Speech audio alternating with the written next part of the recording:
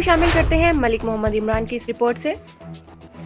ضلع انتظامیہ لاہور کا غیر قانونی ایل پی جی شاپس، پیٹرول اور آئل ایجنسیز کے خلاف کریک ڈاؤن جاری۔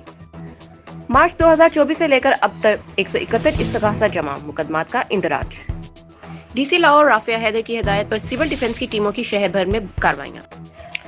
لاہور میں 340 غیر قانونی ایل پی جی، پیٹرول ایجنسیز اور آئل ایجنسیز کی انسپیکشن۔ 117 غیر قانونی طور پر قائم ایل پی جی شاپس، 54 پولیس ایجنسیز کے خلاف متعلقہ پولیس اسٹیشنز میں استغاثہ جمع۔ 13 غیر قانونی آئل ایجنسیز کو ضبط کر لیا گیا۔ لاہور رہائشی علاقوں میں رہائش پذیر افراد کی زندگیاں خطرے میں نہیں ڈال سکتے، ڈی سی لاہور رافعہ حیدر۔